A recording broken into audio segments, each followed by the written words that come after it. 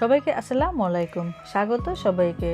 আমরা তো ডাল পেঁয়াজু সবসময় খেয়ে থাকি। চলুন আজকে মাংস দিয়ে পেঁয়াজু তৈরি করে নিই। আজকে তৈরি করে দেখাবো চিকেন পাকোড়া, যেটা খেতে খুব মজার হবে। আশা করছি রেসিপিটি ভালো লাগবে। ভালো লাগলে ভিডিওতে একটি লাইক দিতে ভুলে যাবেন না। চলে যাচ্ছি পুরো রেসিপিতে। আজকের এই চিকেন পাকোড়া তৈরি করার জন্য আমি এখানে হাড় ছাড়া মুরগির বুকের মাংস নিয়েছি 1 কাপ পরিমাণে, মানে 250 গ্রাম। আর মাংসটাকে এরকম ছোট ছোট টুকরো করে কেটে নিয়েছি, আপনারা দেখে নিশ্চয়ই বুঝতে পারছেন। এখন আমি এই মাংসের ভিতরে কিছু মশলা দিব। এখানে আধা চা চামচ দিয়ে দিলাম হলুদের গুঁড়া এবং 1 চা চামচ দিয়ে দিচ্ছি মরিচের গুঁড়া। ঝাল বেশি খেলে মরিচের পরিমাণটা বাড়িয়েও দিয়ে দিতে পারেন। এখানে আমি 1 চা চামচ দিয়ে দিলাম ধনিয়ার গুঁড়া, আরও দিয়ে দিচ্ছি 1 চা চামচ পরিমাণে জিরার গুঁড়া। আর এই পাকোড়াতে এই মশলাগুলো দিলে খেতে খুবই মজার হয়। 1/2 চা চামচ দিয়ে দিলাম গরম মশলা গুঁড়ো, এতে করে ফ্লেভারটা খুবই ভালো আসবে। আমি এখানে স্বাদ অনুযায়ী লবণ দিয়ে দিলাম, 1 চা চামচের মতো লবণ দিয়েছি। আরও দিয়ে দিচ্ছি আধা চা চামচের মতো চিলি ফ্লেক্স। আমি কিছু পরিমাণে শুকনো মরিচকে তেলে সেটাকে ব্লেন্ড করে নিয়েছি। আর এখানে দিয়ে দিলাম 2 চা চামচ পরিমাণে আদা রসুন বাটা এবং 1 চা চামচ পরিমাণে দিয়ে দিচ্ছি লেবু রস।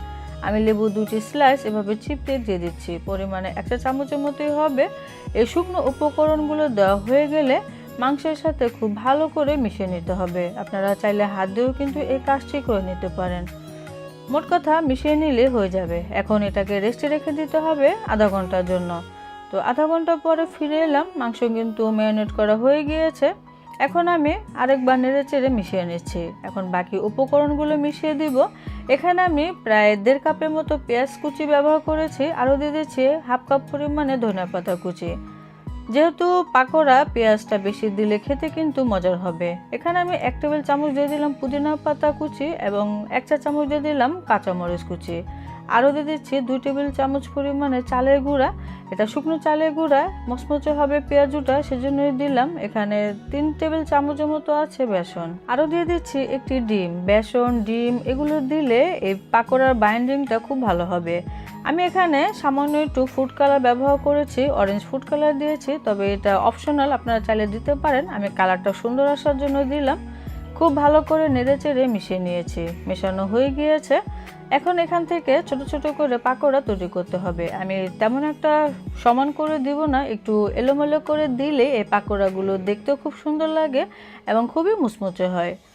এই তো হয়ে গিয়েছে। এভাবে করে বানিয়ে আমি গরম তেলে ছেড়ে দেব। তেলটা আমি প্রথমে গরম হতে দিয়েছিলাম, আর অবশ্যই ডুবো তেলে ভেজে নিতে হবে। তেলটা যখন গরম হয়ে যাবে তখন এই পাকোড়াগুলো দিয়ে দিলাম। তো এক সাইড দেওয়ার পরে কিছুক্ষণ অপেক্ষা করে তারপরেই উল্টে দিতে হবে, সাথে সাথে নাড়াচাড়া করা যাবে না। এখন আমি পাকোড়াগুলো উল্টে দিচ্ছি। চুলার জালটা কিন্তু এই পর্যায়ে মিডিয়াম টু লোতে আছে, যেহেতু ভিতরে কাঁচা মাংস আছে। এ সময়ের মধ্যে মাংসটা খুব সুন্দরভাবে সেদ্ধ হয়ে যাবে এবং আমাদের পাকোড়াটাও খুব সুন্দরভাবে ভাজা ভাজা হয়ে যাবে, মুচমুচেও হয়ে যাবে। তো একটু সময় নিয়ে উল্টে পাল্টে পাকোড়াগুলোকে এরকম সুন্দর একটি কালার আসার আগ পর্যন্ত ভেজে নিয়েছি। আমার এই পাকোড়াগুলো কিন্তু হয়ে গিয়েছে। সবগুলো পাকোড়া আমি ঠিক একইভাবে ভেজে নেব। এখন পরিবেশন করার পালা। পাকোড়াগুলোকে আমি এখন একটি প্লেটে ঢেলে নিচ্ছি। আজকের এই চিকেন পাকোড়া আমার রেডি হয়ে গিয়েছে। এখন একটু পরিবেশন করছি, একটু ভেঙে শেয়ার করছি পাকোড়াগুলো কেমন হয়েছে। পাকোড়াগুলো উপরে খুবই ক্রিস্পি হয়েছে এবং ভেতরটাও খুবই সুন্দর হয়েছে। মাংসটাও খুব সুন্দরভাবে সেদ্ধ হয়ে গিয়েছে। আপনারা এখন টমেটো সসের সাথে পরিবেশন করতে পারেন। এই টমেটো সস, মেয়োনেজ এই সব কিছুই কিন্তু আমার ঘরে বানানো। আপনারা চাইলে দেখে নিতে পারেন, আমি ডেসক্রিপশন বক্সে লিঙ্কটি দিয়ে দিব। যেহেতু ভিতরে মাংস দেওয়া, মেয়োনেজ দিয়ে খেতে কিন্তু খারাপ লাগবে না, খুবই মজা লাগবে। আশা করছি রেসিপিটি ভালো লেগেছে। ডাল পেঁয়াজুর পাশাপাশি এরকম চিকেন পেঁয়াজু বা চিকেন পাকোড়া তৈরি করতে পারেন, আমি আশা করছি ভালো লাগবে। ভিডিওটি ভালো লাগলে লাইক দিতে ভুলে যাবেন না। সবাই ভালো থাকবেন, সুস্থ থাকবেন। আজকের মতো বিদায় নিচ্ছি। আল্লাহ হাফেজ।